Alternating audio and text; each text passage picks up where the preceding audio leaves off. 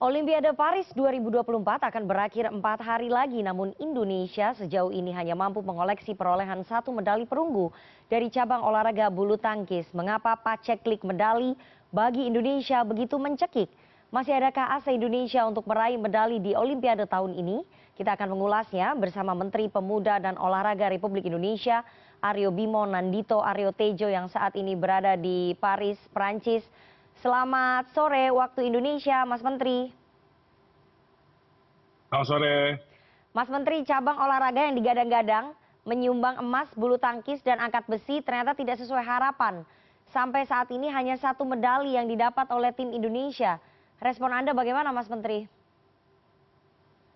Ya, untuk badminton memang dari awal kita sudah bisa prediksi di mana perkembangan dari sejak Asian Games sampai di All England dan Thomas Uber Cup ini memang baru bangkit sejak adanya Pokja di Desember 2023 dan tradisi kita Olimpiade pasti mengutamakan badminton dan hanya bisa menghasilkan 1 medali. Dan selanjutnya kita memiliki potensi di wall climbing, khususnya yang pada hari ini akan bermain, yaitu Fedrik, dan angkat besi Rizky, dan kemarin Eko Yuli yang sudah tumbang untuk kelima kalinya untuk ikut Olimpiade, di awal sudah berhasil di peringkat 2, tapi stage selanjutnya tidak berhasil, dan kemarin atlet hebat kita, wanita kita, Desak dan Raja sudah menunjukkan performa maksimalnya di mana kita bisa melihat perbedaan waktunya hanya 0,00. Jadi memang belum rezeki. Dan memang ini bisa saya sampaikan tidak sesuai dengan harapan, tetapi semoga hari ini bisa membawa kembali medali. Jadi kita mohon doanya. Dan juga ini mumpung di CNN, di TV, ini semua adalah tanggung jawab saya sebagai Menteri Pemuda dan Olahraga. Jadi masyarakat dukung atletnya, biar saya yang tanggung jawab. Oke, sebetulnya ini bukan tanggung jawab Mas Menteri saja, tapi ada stakeholders lain seperti KOI yang juga harus kita pertanyakan ya. Karena berkaca pada catatan perolehan medali Indonesia di ajang Olimpiade dari masa ke masa, perolehan medali tertinggi itu terjadi di Olimpiade Beijing 2008 dengan memboyong 6 medali. Terbanyak dari sektor bulu tangkis, makin kesini ternyata makin turun. Menurut Mas Menteri, apa yang salah dan perlu dievaluasi ke depan? Ya, pastinya banyak sekali yang harus kita evaluasi, dan setelah nanti berakhirnya Olimpiade besar-besaran, khususnya terkait dengan tata kelola dan juga kewenangan stakeholder olahraga. Dan ke depan ini kita benar-benar ingin melakukan screening dan monitoring federasi olahraga. Karena saat ini dengan undang-undang olahraga yang ada, pembinaan olahraga atlet itu mayoritas heavy-nya ada di federasi.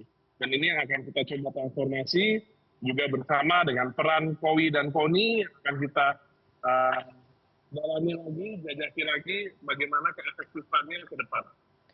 Oke, Mas Menteri, spekulasi dari para pencinta olahraga karena para atlet ini ternyata kurang diperhatikan mulai dari manajemen atau pengelola yang perlu direstrukturisasi.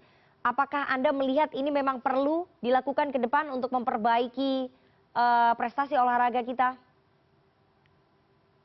Ya, pastinya ini sangat diperlukan. Demikian seperti yang saya sampaikan, mayoritas semua kewenangan ada di induk organisasi olahraga, federasi, tetapi memang saat 2023 kemarin kita ambil langkah intervensi yang mana, tapi ini dalam koridor aturan yang diatur oleh International Federation, di mana terkait dengan persiapan Asian Games sampai Olimpiade, kita intervensi bagaimana ini tidak ada celah kekurangan dukungan dan juga perhatian. Dan kami bisa yakini dan jamin seluruh atlet yang saat ini lolos, 29 atlet, ini merupakan jumlah yang bisa kita katakan terbanyak untuk 20 tahun ke belakang.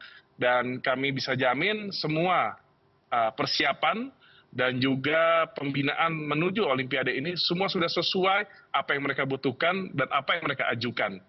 Belum lagi kita di luar itu, kita dengan tim monitoring evaluasi yang dimiliki Kemenpora selalu mengecek jika ada kekurangan yang tidak mereka ajukan, kita tambahkan. Seperti itu, Mbak Nana. Oke, soal regenerasi atletnya di negara lain cepat sekali nih berkaca ke Tiongkok, India, begitu ya. Apakah ini juga disadari oleh Kemenpora dan tentunya oleh stakeholder lain ya, seperti KOI dan juga KONI? Apa yang perlu dievaluasi soal lambatnya regenerasi atlet kita? Ya, pastinya regenerasi atlet sangat kita butuhkan. Contohnya di weightlifting, kita memiliki atlet yang sudah 5 kali ikut, Eko Yuli, yang dimana saat ini merupakan atlet paling senior yang ikut Olimpiade. Tapi kita memiliki Rizky yang junior, dan ini yang ke depan saya sampaikan kemarin, Eko Yuli juga akan kita tugaskan untuk mencari bibit regenerasi muda. Dan insya Allah pada Oktober ini kita sudah bisa menggunakan fasilitas pusat pelatihan Youth Elite di Cibubur yang mana akan konsentrasi di 14 cabang olahraga Olimpik. Nah, dengan fasilitas tersebut ke depan sudah tidak akan ada lagi alasan ataupun kritikan yang akan mengatakan alat pelatih pusat pelatihan kita kurang, karena ini kita mencontoh yang ada di Jepang dan standarnya sudah standar dunia. Jadi saya yakin ke depan dengan berbagai support dari pemerintah pusat, harusnya ini akan menjadikan prestasi olahraga kita di dunia makin maju. Oke, terakhir satu-satunya harapan di cabang olahraga sepeda dan angkat besi yang akan bertanding nanti malam ya. Bagaimana Mas Menteri melihat peluangnya ini? Ya, untuk saat ini kami sedang menuju ke wall climbing untuk Fredrik, di mana secara data dan juga terakhir kualifikasi, Fredrik masih memegang rekor. Jadi ini bagaimana teknik permainan di Olimpiade ini menjaga mentalnya dan juga ya semoga diberikan keberkahan oleh Sang Pencipta. Dan setelah ini juga nanti malam ada weightlifting Rizky yang lagi-lagi sementara masih pemegang rekor. Jadi bagaimana ini mental terjaga dan juga pastinya rezekinya juga terjaga. Untuk sepeda, Bernard, ini memang sebuah rekor bisa masuk, bisa lolos. Tapi untuk target kita melihat bisa masuk 10 besar sudah sangat baik. Jadi ini adalah suatu progres dan Bernard merupakan bisa dibilang atlet junior. Oke, baik. Kita berharap masih ada harapan ya, masih ada 4 hari lagi dan masih ada nanti malam para atlet kita yang berada di sana bisa membawa pulang medali sebanyak-banyaknya untuk Indonesia. Terima kasih Menteri Pemuda dan Olahraga Republik Indonesia Aryo Bimo Nandito Aryo Tejo sudah meluangkan waktunya di tengah-tengah kesibukan meninjau langsung kegiatan ataupun perjuangan dari atlet kita yang ada di sana. Sehat selalu Mas Menteri, salam untuk atlet-atlet kita. Siap, makasih Mbak Nana. Mohon